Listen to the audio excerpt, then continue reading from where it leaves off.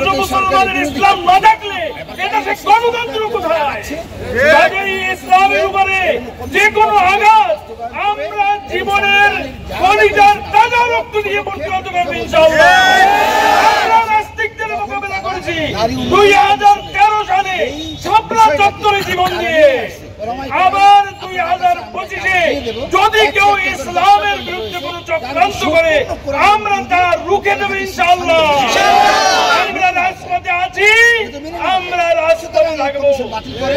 একটা জিনিস মনে রাখতে হবে, আমাদের ইসলাম নিয়ে বাঁচতে হবে নাকি? ইসলাম ছাড়া কোন তন্ত্র আমাদেরকে রক্ষা করবে না। আমাদের রক্ষার একমাত্র মূলমন্ত্র হল ইসলাম। আমরা মুসলমান, ইসলাম আমাদের জীবনের চেয়ে প্রিয়। আমরা প্রয়োজনে জীবন দিয়ে ইসলাম রক্ষা করবো। আল্লাহর নবীগণ, সাহাবাগণ জীবন দিয়ে ইসলাম প্রতিষ্ঠিত করেছে, আমরা প্রয়োজনে জীবন দিয়ে ইসলামকে প্রতিষ্ঠিত রাখবো ইনশাআল্লাহ। আজকের আমাদের দাবি চারটা, আমাদের গুরুত্বপূর্ণ দাবি হেফাজতে ইসলামের। 1 নম্বর দাবি, নারী অধিকার কমিশনের কোরআন বিরোধী, ইসলাম বিরোধী সকল প্রস্তাব বাতিল করতে হবে।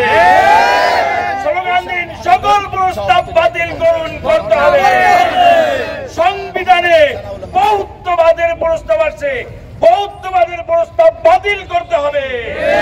সংবিধানে আল্লাহর উপরে পূর্ণ আস্থা ও বিশ্বাস স্থাপন করতে হবে।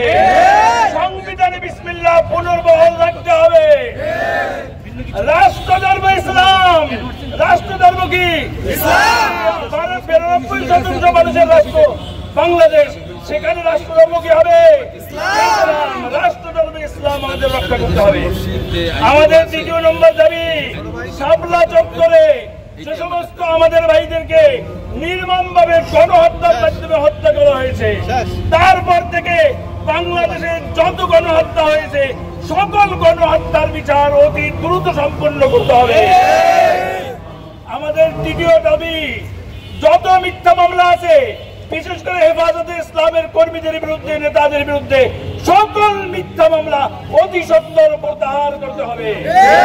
আমাদের 4র্থ দাবি, ফিলিস্তিন এবং ভারতে যে আইন পাস করা হয়েছে সেটা হলো ওয়াকফ আইন সংশোধন বিল।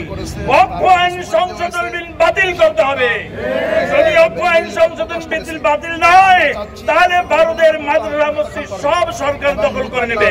কাজে এই হিন্দুত্ববাদ সরকার, মোদী সরকার যাতে ওয়াকফ আইন সংশোধন বিল বাতিল করে আমাদের রাষ্ট্র থেকে আমাদের